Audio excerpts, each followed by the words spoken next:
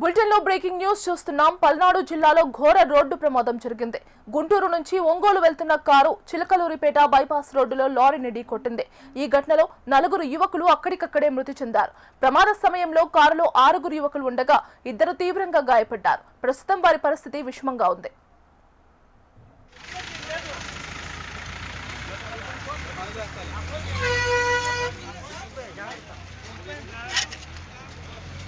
Video मत बना यार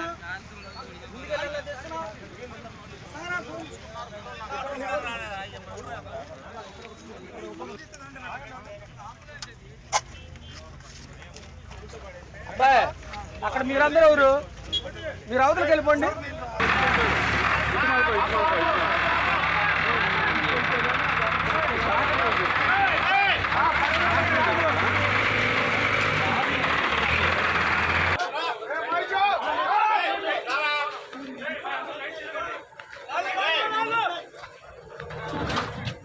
కదులుతున్నాడు మనిషి కదులుతున్నాడు కానీ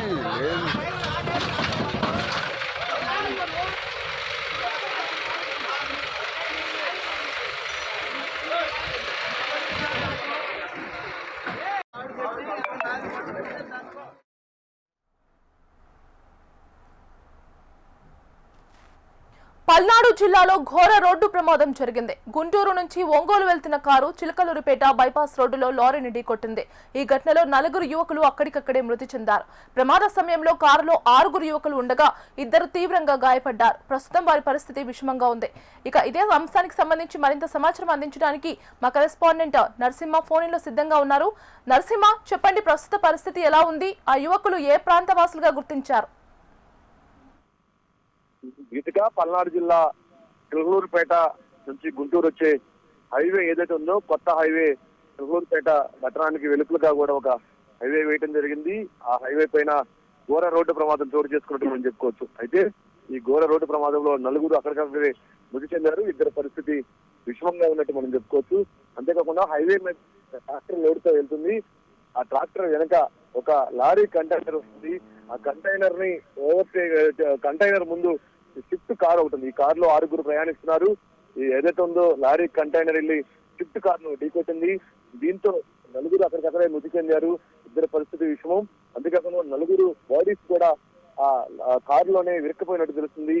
బాడీస్ ని బయటకు తీసేందుకు ఉన్నటువంటి స్థానికులు కానీ నాదెండ్ల పోలీసులు అక్కడ ఘటనా స్థలానికి చేరుకున్నారు. హుటాహుటీన వెంటనే వాళ్ళని ఎవరైతే ఉన్నారో 2 పరిస్థితి విషమంగా ఉన్నారో వారిని చిలకలూరుపేట పట్టణ ఆసుపత్రికి తరలించడం జరిగింది. అయితే గుంటూరు నుంచి ఒంగోలు వెళ్తుంది షిఫ్ట్ కార్ అయితే ఎవరైతే ఉన్నారో మృతులు కానీ ఆ గాయాలైన వాళ్ళు కానీ వాళ్ళ డీటెయిల్స్ ఇంకా ఎక్కడి నుంచి వస్తున్నారు, వీళ్ళ డీటెయిల్స్ కానీ ఇంకా ఏమీ కూడా అక్కడ ఆనవాళ్ళు దొరకలేదు. ప్రస్తుతం అయితే బాడీస్ కారులోనే విరుక్కుపోయినట్టు తెలుస్తుంది. ఒక ఎవరైతే ఉన్నారో బిల్డింగ్ కట్టర్స్ తెప్పించి కట్ చేసి బాడీస్ ని బయట తీసుకెళ్ళిపోతే అక్కడ శతగాత్రులు కానీ అంతేకాకుండా కూడా ఆ బాడీస్ ను బయటకు తీసుకెళ్ళిపోతే అక్కడ పనులు జరుగుతున్నాయి శరవేగంగా. ప్రస్తుతం అయితే ఘోర ప్రమాదం చోటు చేసుకుంది. 4 అక్కడెక్కడే మృతి చెందారు. 2 పరిస్థితి విషమంగా ఉంది. గీతిగా ప్రస్తుతం అయితే ఇది ఆ యాక్సిడెంట్ సంబంధించినటువంటి updating cup. Right thank you Narasimha.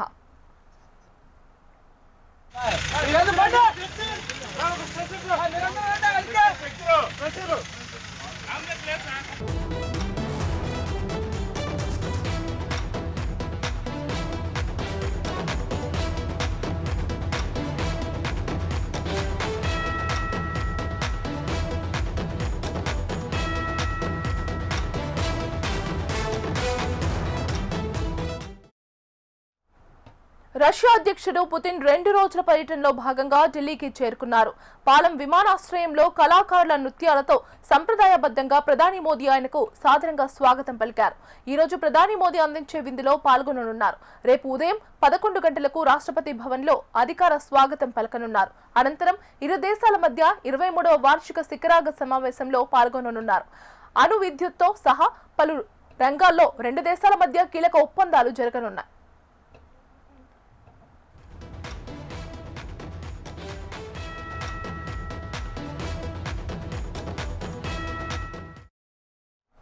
Russia అధ్యక్షుడు పుతిన్ 2 రోజుల పర్యటనలో భాగంగా ఢిల్లీకి చేరుకున్నారు.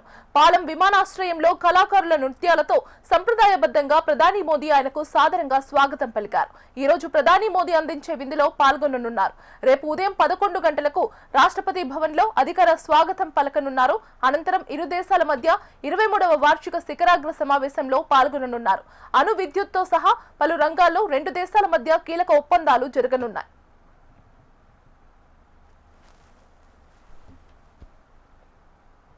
పుతిన్ భారతదేశానికి రాకముందే రష్యా రక్షణ మంత్రి ఢిల్లీకి చేరుకున్నారు. భారత రక్షణ మంత్రి రాజ్నాథ్ సింగ్ ను కలిశారు. పుతిన్ కంటే ముందే వచ్చిన బెలోసోవ్ జాతీయ యుద్ధ స్మారక చిహ్నాన్ని కూడా సందర్శించారు. అక్కడ ఆయన భారతదేశంలో మరణించిన సైనికుల గౌరవార్థం పుష్పగుచ్చం ఉంచారు.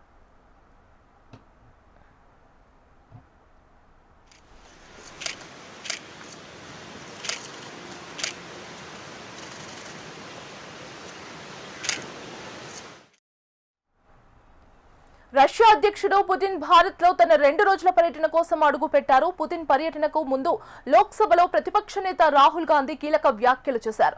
ప్రభుత్వం విదేశీ నాయకులను ప్రతిపక్ష నేతల్ని కలవనీయకుండా నిరుత్సాహపరుస్తోందని ఆరోపించారు. ప్రభుత్వం ఆ భద్రతా భావం వల్లే వారు చాలా కాలంగా అనుసరిస్తున్న సంప్రదాయాన్ని వదులుకుంటున్నారని మండిపడ్డారు. ఏ విదేశీ నాయకుడైనా ప్రతిపక్ష నాయకుడితో సమావేశం కావడం ఒక సంప్రదాయమని రాహుల్ గాంధీ అన్నారు.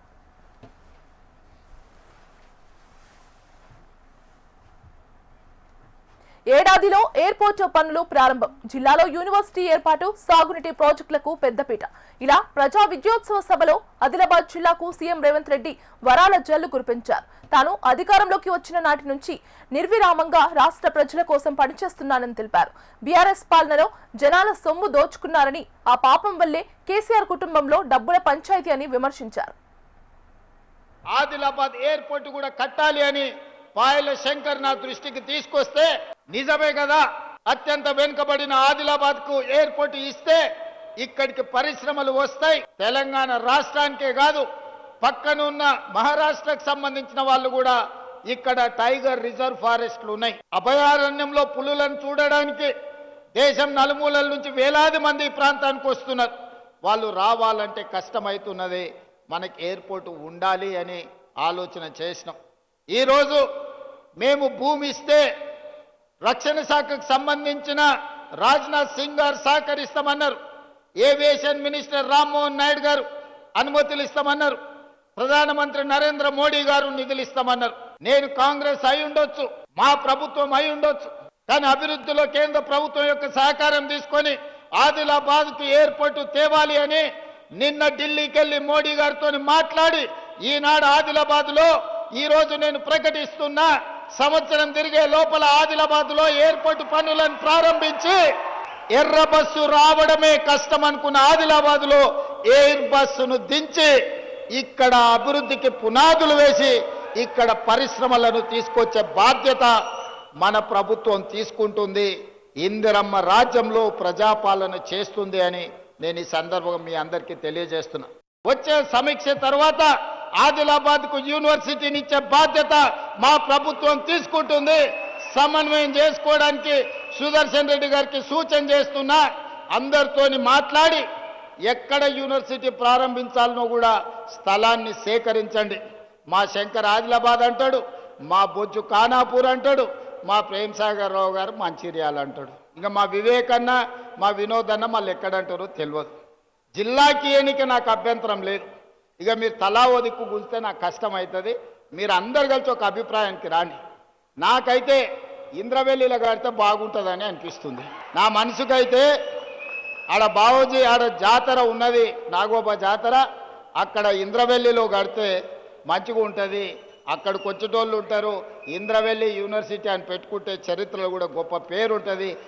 1,00,000 కోట్లు ఈరోజు గోదావరి పాలైపోయినాయి, గోదావరిలో కొట్టుకపోయినాయి. పాపం ఊరికే పోదు అన్నట్టు ఈరోజు ఎన్ని బాధలు పడుతుర్రో సూరు. సొమ్ము వచ్చిన తర్వాత సొంత పిల్లలే కత్తులతో పొడుచుకుంటారు.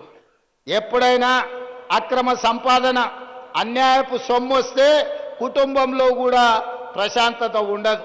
ఇవాళ కండ్లతో చూస్తున్నాం. బిడ్డో దిక్కు, కొడుకో దిక్కు, అల్లుడో దిక్కు, ఆయన శాతగాక ఎక్కడ వండుకున్నాడో మీరు అందరు చూస్తున్నారు. ప్రజల సొమ్ము తిన్నోడు ఎవడు బాగుపడడు. ఇవాళ ప్రజలకింత చేస్తే మనం ఏదన్నా దాంట్లో బుక్క తిన్నామంటే అర్థం ఉంది, కానీ ప్రజలందరినీ ఎండబెట్టి పండబెట్టి ఉన్నదంతా మనమే తింటే నాది నాదే నీది కూడా నాదే అన్నాడు చరిత్రలో ఎవ్వడు బాగుపడ్డాడు లేడు. ఇవాళ నడుస్తున్న చరిత్ర కూడా అదే. ఈరోజు 150 మీటర్ల ఎత్తున ప్రాణహిత చేవెళ్ల తుమ్మిడిఎట్టి దగ్గర ప్రాజెక్టు కట్టాలి అని మా సాగునీటి పారుదల శాఖ మంత్రి ఉత్తమ్ కుమార్ రెడ్డి గారికి ఆదేశాలు ఇవ్వడం జరిగింది. ప్రాజెక్టును అంచనా వేయడానికి నిన్న మొన్ననే టెండర్లు పిలిచినాం.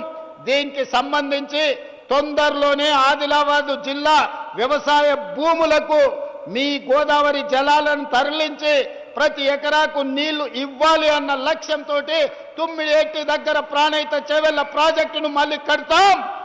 ప్రారంభోత్సవానికి ఆదిలాబాద్ జిల్లాను మినీ కాశ్మీరంగా మారుస్తామని మంత్రి జూపల్లి కృష్ణారావు అన్నారు. టూరిజం విభాగంలో ఆదిలాబాద్ జిల్లాను అన్ని విధాలుగా అభివృద్ధి చేస్తామన్నారు. విద్యా ఉపాధి రంగాల్లో జిల్లాను అగ్రస్థానంలో నిలుపుతామన్నారు. కాశ్మీర్ ఉందో అట్లాగే ఆదిలాబాద్ జిల్లాను గౌరవ ముఖ్యమంత్రి గారి సహకారంతో మినీ కాశ్మీర్లుగా టూరిజం డెవలప్ చేసి నిరుద్యోగ యువతకు ఉద్యోగ అవకాశాలు, ఉపాధి అవకాశాలు, ఆదాయం వచ్చేటువంటి కార్యక్రమం కూడా చేసే కార్యక్రమం మనం చేసుకుంటూ ఈ రోజున 100 కోట్ల రూపాయలకు సంబంధించినటువంటి పునాది రాళ్ళు వేయడం జరిగింది. 200 కోట్ల రూపాయలతోటి ఇంటిగ్రేటెడ్ స్కూల్ అంటే మీ పిల్లల భవిష్యత్తు కోసం మీరు ప్రతి సంవత్సరం వేలు లక్షల రూపాయలు ఖర్చు పెట్టాల్సిన అవసరం లేకుండా గొప్ప వాళ్ళ పిల్లలకు ఏ చదువులు వస్తాయో ఒక్క రూపాయి ఖర్చు పెట్టకుండా, అది కూడా అందరికీ ఎస్సీ ఎస్టీ మైనారిటీ పేదవాళ్ళందరూ కూడా ఒకే చోట గొప్ప చదువు వచ్చే విధంగా ఈనాడు మనం పునాది రాయి వేసుకోవడం జరిగింది. 60,000 ఉద్యోగాలు గడిచిన 10 సంవత్సరాలు ఒక ఉద్యోగం ఇవ్వకపోయినా 60,000 ఉద్యోగాలు ఇవ్వడం జరిగింది. మళ్ళీ వచ్చే సంవత్సర కాలంలో 40,000 ఉద్యోగాలు కూడా ఇచ్చేటువంటి ఏర్పాటు చేస్తూ ఉన్నాం. ఆదిలాబాద్ జిల్లా ప్రజా విజయోత్సవ సభలో సీఎం రేవంత్ రెడ్డిపై బీజేపీ ఎమ్మెల్యే పాయల్ శంకర్ ప్రశంసలు గుప్పించారు. సీఎం రేవంత్ది గొప్ప మనసు అన్నారు. సీఎం తమ జిల్లాకు వస్తున్నారంటే ఎంతో ఆతృతగా ఎదురు చూశానన్న పాయల్ శంకర్ తనకు సీఎం రేవంత్ పై విశ్వాసం, నమ్మకం ఉందని తెలిపారు. తాను గెలిచింది బీజేపీ ఎమ్మెల్యేగా అయినా తన నియోజకవర్గానికి ఏది అడిగినా సీఎం కాదనకుండా చేస్తున్నారని పొగిడారు. అసెంబ్లీలో పోయిన తర్వాత నాకు ముఖ్యమంత్రి గారితో ఉన్నటువంటి పాత పరిచయం వల్ల ఏది అడిగినా కూడా నా నియోజకవర్గానికి తెచ్చుకోవచ్చన్న గొప్ప నమ్మకంతో వెళ్ళిన. కానీ అసెంబ్లీలో పుస్తకాలు చూసిన తర్వాత బడ్జెట్ సందర్భంగా 10 ఏళ్లు ఈ రాష్ట్రాన్ని పరిపాలించినటువంటి పాపాత్ములు చేసిన అప్పు అంతా ఇంత కాదు. 8.5 లక్షల కోట్లు అప్పు చేసి ఈ రాష్ట్రాన్ని అన్ని రకాలుగా ఇబ్బంది పెట్టేటువంటి టీఆర్ఎస్ పార్టీ ఈ రోజు రాష్ట్రం ఆర్థిక ఇబ్బందులలో ఉన్న మీరు మా ఆదిలాబాద్కు ఏ పని అడిగినా సాధ్యమైనంత కాడికి సాయం చేసేటటువంటి ప్రయత్నం చేస్తూ ఉన్నారు. నాకు ఒక నమ్మకం, విశ్వాసం ఉన్నది. నేను ఎక్కడికి వెళ్ళినా కూడా ఏ విషయం అడిగినా కూడా ముఖ్యమంత్రి గారిది ఎంత గొప్ప మనసు అనంటే, నిన్న నేను ఒక రివ్యూలో అందరూ రావాలని కోరుకున్నా. సహజంగా కొందరు అన్నారు కాంగ్రెస్ పార్టీ ముఖ్యమంత్రికి మీరు ఎందుకు ఇంత ఆతృత పడుతున్నారంటే నేను చెప్పిన నన్ను బీజేపీ ఎమ్మెల్యే అని చూడకుండా నా నియోజకవర్గ ప్రజలకు ఏదడిగినా కూడా సాయం చేస్తున్నటువంటి ముఖ్యమంత్రి నేనెందుకు గొప్పగా స్వాగతించకూడదు అని మాట్లాడినా. ఈరోజు గొప్ప మనసుతో ప్రజల అభివృద్ధి గురించి ఆలోచించాలా. Welcome back. కాంగ్రెస్ ప్రభుత్వం పేదల పక్షపాతి అన్నారు మంత్రి కోమటిరెడ్డి. ఇచ్చిన హామీలతో పాటు వాగ్దానాలు ఇవ్వని కార్యక్రమాలు చేపట్టి పేదవాడికి ప్రభుత్వం అండగా నిలుస్తుందని తెలిపారు. దేవరకొండలో ఈ నెల 6న జరగనున్న ప్రజాపాలన ప్రజా విజయోత్సవ సభ ఏర్పాట్లను పరిశీలించారు కోమటిరెడ్డి. సభకు వచ్చే వారికి ఎలాంటి ఇబ్బందులు లేకుండా సదుపాయాలు కల్పించాలని అధికారులను ఆదేశించారు. సీఎం పర్యటన సందర్భంగా జిల్లాలో పలు అభివృద్ధి కార్యక్రమాలకు శంకుస్థాపన చేస్తున్నట్లు వివరించారు.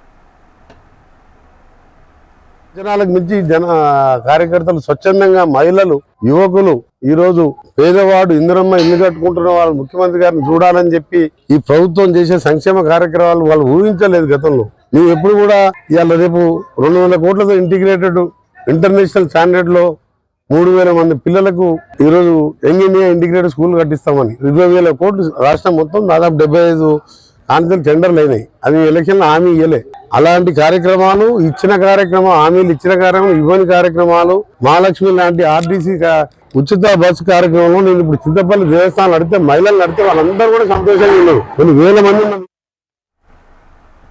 ల్యాండ్ ట్రాన్స్ఫర్మేషన్ పాలసీ పేరుతో కాంగ్రెస్ సర్కార్ 5 లక్షల కోట్ల కుంభకోణానికి పాల్పడిందని బీఆర్ఎస్ వర్కింగ్ ప్రెసిడెంట్ కేటీఆర్ ఆరోపించారు. కుత్బుల్లాపూర్, జీడిమెట్ల ఇండస్ట్రియల్ ఏరియాలో బీఆర్ఎస్ నాయకుల బృందంతో కేటీఆర్ పర్యటించారు. ఆయా ప్రదేశాల్లో కార్మికులతో కాంగ్రెస్ సర్కార్ చేస్తున్న కుట్రలను వారికి వివరించారు. హైదరాబాద్ లో గత ప్రభుత్వాలు పారిశ్రామిక అవసరాల కోసం 9,300 ఎకరాల స్థలాలను రైతులు, ప్రజల దగ్గర నుండి సేకరించి పరిశ్రమలకు కట్టబెట్టిందన్నారు. ఎక్కడ పోవాలా అని వారు మాట్లాడుతున్నారు. అంటే నిజంగా ఒక పరిశ్రమను తరలించాలంటే కూడా కొంత ప్లానింగ్ ఉండాలి. ఆ పంపించే కాడ అందుకే మా ప్రభుత్వంలో ఆనాడు ఫార్మా సిటీ అని పెట్టాం. ముచ్చర్లలో 19,000 ఎకరాలు ఈ పరిశ్రమలు తరలించాలి అంటే అక్కడ కాలుష్యం రాకుండా జీరో ఎఫ్లూయెంట్ పెట్టి అక్కడ తరలించాలని మేము ప్లాన్ చేస్తే ఈయన వచ్చిన తర్వాత రేవంత్ రెడ్డి గారు అక్కడ కూడా రియల్ ఎస్టేట్ దందా చాలు చేసినాడు. ఫ్యూచర్ సిటీ పేరిట అక్కడ రియల్ ఎస్టేట్ దందా, ఇక్కడ HILTP పేరిట ఇక్కడ రియల్ ఎస్టేట్ దందా. ఈయనకు తెలిసింది రియల్ ఎస్టేట్ బ్రోకరిజం తప్ప ఇంకొకటి ఏది తెలియదు. పరిశ్రమలు తెచ్చేది తెలియదు, ఉపాధి కల్పించేది తెలియదు, భూములు అమ్మడం తెలుసు. మన కుకట్పల్లి, కుత్బుల్లాపూర్లో హౌసింగ్ బోర్డు ల్యాండ్లు అమ్ముతా ఉన్నారు. హౌసింగ్ బోర్డు ల్యాండ్లు ఎందుకు? పేదవాళ్ళకి ఇచ్చేదానికి. హిల్ట్ పాలసీ మీద బీఆర్ఎస్ చేస్తున్న విమర్శలపై టీపీసీసీ చీఫ్ మహేష్ కుమార్ గౌడ్ స్పందించారు. నిరుద్యోగుల పొట్టకొట్టిన పార్టీ బీఆర్ఎస్ పార్టీ అని విమర్శించారు. ఢిల్లీ మొత్తం కాలుష్యంతో నిండిపోయిందని, హైదరాబాద్ కు అలాంటి పరిస్థితి రాకూడదు అనే సీఎం రేవంత్ రెడ్డి హిల్ట్ పాలసీని తీసుకువచ్చారని అన్నారు. ఇది ఒక గొప్ప పాలసీ అని మహేష్ కుమార్ గౌడ్ కొనియాడారు. ఈ పాలసీ వల్ల ప్రజలకు అందుబాటులోకి భూముల ధరలు వస్తాయని చెప్పారు. పరిశ్రమలు హైదరాబాద్ నడిబొడ్డున ఉండటం వల్ల కాలుష్యం పెరిగిపోతుందని అన్నారు. రాష్ట్ర ప్రభుత్వము, కాంగ్రెస్ ప్రభుత్వము, ముఖ్యమంత్రి రేవంత్ రెడ్డి గారు, మా కేబినెట్ సభ్యులంతా కూడా ప్రతిష్టాత్మకంగా తీసుకొచ్చిన హిల్ట్ పాలసీని విమర్శించేటువంటి పరిస్థితి తీసుకురావడం దౌర్భాగ్యం. ఇలా ఢిల్లీ పరిస్థితి చూస్తే బాధేస్తూ ఉంది. భారతదేశ క్యాపిటల్లో ముక్కును మూసుకొని వివరిస్తున్న తీరు అత్యంత కాలుష్య నగరంగా మారినటువంటి పరిస్థితి. అలాంటి పరిస్థితి హైదరాబాద్ రాకూడదని నడిమొడ్డున్నటువంటి పరిశ్రమని కూడా ఔటర్ రింగ్ వెలుపలికి పోతే కాలుష్యం నియంత్రించవచ్చు. ఆ పరిశ్రమల చోట ఖాళీనటి స్థలాల్లో ప్రజలకు అందుబాటులో తీసుకొస్తే ధరలు దిగి వస్తాయి, సామాన్యులకు అందుబాటులో వస్తాయని ఒక మంచి నగర శివారు మున్సిపల్ కార్పొరేషన్లు, మున్సిపాలిటీలు జీహెచ్ఎంసీ పరిధిలోకి వచ్చాయి. శివారులో ఉన్న మున్సిపాలిటీ కార్యాలయాల దగ్గర పేర్లు మార్చినట్లు ఫ్లెక్సీలు ఏర్పాట్లు చేశారు. జీహెచ్ఎంసీ కమిషనర్ ఆదేశాలతో కార్యాలయాల్లో ఫ్లెక్సీలు ఏర్పాటు చేశారు అధికారులు. ఇక నుంచి మున్సిపల్ ఆఫీసులు జీహెచ్ఎంసీ సర్కిల్ కార్యాలయాలుగా మారనున్నాయి. ఎల్బీ నగర్ జోన్ పరిధిలోకి వచ్చే 4 మున్సిపాలిటీలకు పేరును మార్చారు. Boduppal municipality GHMC Boduppal circle గా, ఫిర్జాదిగూడ మున్సిపాలిటీకి జీహెచ్ఎంసీ ఫిర్జాదిగూడ సర్కిల్ గా, Pocharam municipality GHMC Pocharam circle అని, గట్కేసర్ మున్సిపాలిటీ పేరును జీహెచ్ఎంసీ గట్కేసర్ సర్కిల్ గా పేరును మార్చుతూ కార్యాలయాల దగ్గర ఫ్లెక్సీలు ఏర్పాటు చేశారు.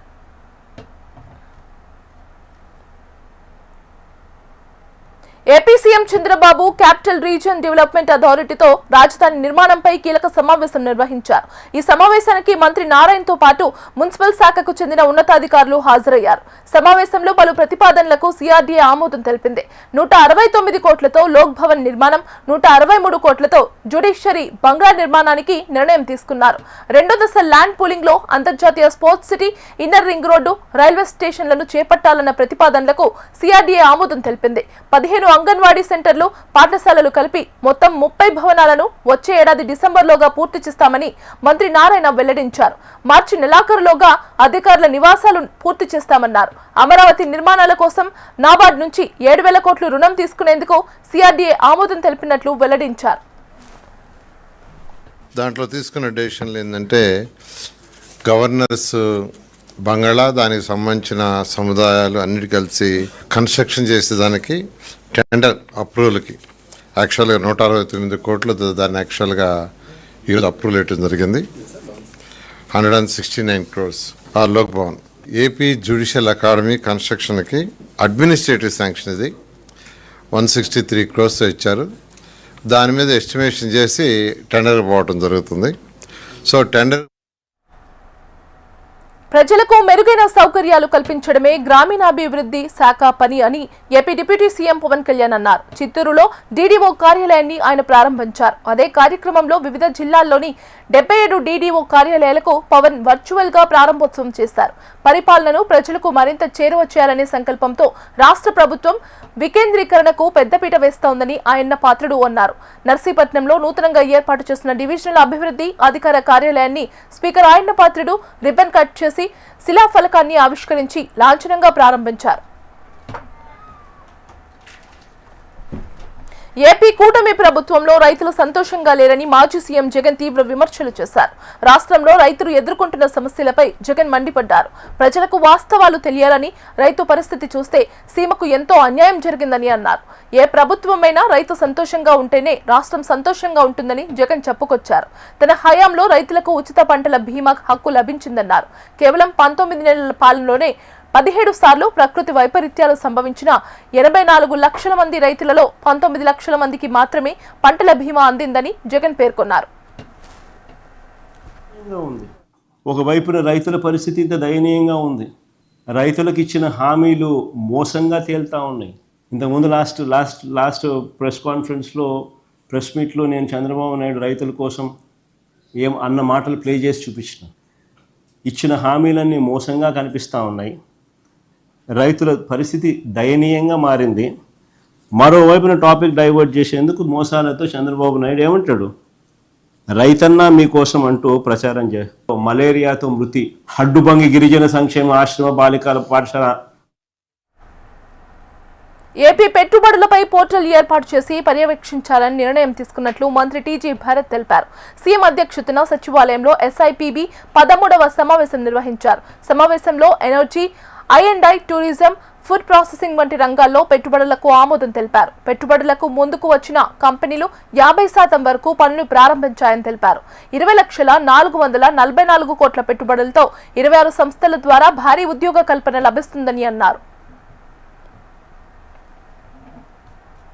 విశాఖ సమిట్ ద్వారా 50,000 ఉద్యోగాలు వస్తాయని భావించామని మంత్రి కందుల దుర్గేష్ పేర్కొన్నారు. తమ ప్రభుత్వం ద్వారా ఎర్లీ బర్డ్ ఇన్సెంటివ్లు కూడా ఇస్తున్నామని తెలిపారు. సిఐఐ పార్ట్నర్షిప్ సమిట్ లో కూడా భారీగా ఎంఓయూలు జరిగాయని గుర్తు చేశారు. పెద్ద ఎత్తున వివిధ రంగాల్లో పెట్టుబడులు వచ్చాయని పేర్కొన్నారు. ఈజ్ ఆఫ్ డూయింగ్ బిజినెస్ లోనే కాకుండా స్పీడ్ ఆఫ్ డూయింగ్ బిజినెస్ ను ఈ 18 నెలల్లో ఇచ్చామని తెలిపారు మంత్రి కందుల దుర్గేష్. నెలకో 2 నెలలకో తాడేపల్లి ప్యాలెస్కి వచ్చి బెంగళూరు నుంచి ఒక ప్రెస్ మీట్ పెట్టి ఆయనకి తెలిసినటువంటి కొన్ని విషయాలు, అర్ధసత్యాలు వీటిని పట్టుకుని ప్రచారం చేయడం తప్పితే సూపర్ 6 సక్సెస్ కాలేదనేటువంటి మాట ఆయన చెప్పడానికి ఆయన దగ్గర తగినంత సమాచారం లేదని నేను అనుకుంటున్నాను. అదేకాక వచ్చే ఫిబ్రవరి నాటికి డయాఫ్రమ్ వాల్ ను పూర్తి చేస్తామని మంత్రి నిమ్మల రామనాయుడు అన్నారు. నేడు పోలవరం పనులను పరిశీలించిన ఆయన నేటికి 950 మీటర్ల నిర్మాణం 75% వరకు పూర్తి చేస్తామన్నారు. రైట్ కనెక్టివిటీస్ తో పాటు గ్యాప్ 1, గ్యాప్ 2 పనులకు కూడా వేగవంతంగా పూర్తి చేస్తామన్నారు. ధ్వంసమైనటువంటి స్థితిలో మళ్ళీ ఈ ప్రభుత్వ అధికారంలోకి వచ్చిన తర్వాత నూతన డయాఫ్రమ్ వాల్ 900 కోట్ల రూపాయలతోటి నిర్మాణాన్ని ప్రారంభించినటువంటి సంవత్సరం కాలంలోనే దాన్ని పూర్తి చేసేటువంటి విధంగా ఇప్పటికే 950 మీటర్లు 75% డయాఫ్రమ్ వాల్ ని పూర్తి చేసుకుని రేపు ఫిబ్రవరి కల్లా డయాఫ్రమ్ వాల్, నూతన డయాఫ్రమ్ వాల్ నిర్మాణం పూర్తవుతుంది. అదే రైతుల గురించి మాట్లాడే నైతిక అర్హత జగన్ కు లేదని మంత్రి నాదెండ్ల మనోహర్ విమర్శించారు. రైతులను దగా చేసింది జగన్ ప్రభుత్వమేనని, తమ ప్రభుత్వం ఏర్పడిన తర్వాతనే రైతులను ఆదుకున్నామని మంత్రి నాదెండ్ల తెలిపారు. ధాన్యం కొనుగోళ్లలో జగన్ ప్రభుత్వం రైతులకు బకాయిలు పెట్టిందని, కూటమి ప్రభుత్వం ధాన్యం కొనుగోలు చేసిన గంటల వ్యవధిలోనే రైతులకు డబ్బులు అందజేశామన్నారు. IBomma Ravi custody bail petition పై నాంపల్లి కోర్టులో వాదనలు ముగిశాయి. 5 రోజుల కస్టడీ కోరుతూ పోలీసులు కోర్టులో పిటిషన్ వేశారు. రవి నుంచి కీలక సమాచారం రాబట్టాల్సి ఉందని కోర్టుకు తెలిపారు. మరోవైపు రవి బెయిల్ పిటిషన్ పైన విచారణ జరగగా విచారణ దశలో బెయిల్ మంజూరు చేయవద్దని పోలీసుల తరపు న్యాయవాది కోరారు. రవిని 4 కేసుల్లో వేర్వేరుగా విచారణ చేపట్టాల్సి ఉందని వివరించారు. 2 పిటిషన్లపై వాదనలు విన్న కోర్టు తీర్పును రిజర్వ్ చేసింది. రంగారెడ్డి జిల్లా ల్యాండ్ సర్వేయర్ శ్రీనివాస్ ఏసీబీ వలలో చిక్కారు. ఆదాయానికి మించి ఆస్తుల కేసులో శ్రీనివాస్ ఇళ్లలో సోదాలు నిర్వహిస్తోంది ఏసీబీ. ఏకకాలంలో 3 ప్రాంతాల్లో ఏసీబీ అధికారులు తనిఖీలు చేపట్టారు. హైదరాబాద్, రంగారెడ్డి, మహబూబ్ నగర్ జిల్లాలో ఏసీబీ రైడ్స్ కొనసాగుతున్నాయి. రంగారెడ్డి జిల్లాలో 6 చోట్ల ఏసీబీ అధికారులు సోదాలు చేస్తున్నారు. రంగారెడ్డి కలెక్టరేట్ తో పాటు రాయదుర్గం, మై హోమ్ భుజాలో ఏసీబీ తనిఖీలు కొనసాగుతున్నాయి. ల్యాండ్ రికార్డ్స్ ఈడీగా శ్రీనివాస్ పెద్ద ఎత్తున అక్రమాస్తులు సంపాదించినట్లు గుర్తించారు. మహబూబ్ నగర్ లో ఓ రైస్ మిల్లును గుర్తించిన ఏసీబీ అధికారులు షెల్ కంపెనీల పేరుతో శ్రీనివాస్ పలు చోట్ల వ్యాపారాలు చేస్తున్నట్లు ఆధారాలు సేకరించారు. శ్రీనివాస్ ను అదుపులోకి తీసుకుని విచారిస్తున్నారు. మరోవైపు మహబూబ్ నగర్ జిల్లా కేంద్రంలోని న్యూ ప్రేమ్ నగర్ లో శ్రీనివాస్ బంధువుల ఇళ్లలోనూ ఏసీబీ సోదాలు కొనసాగుతున్నాయి.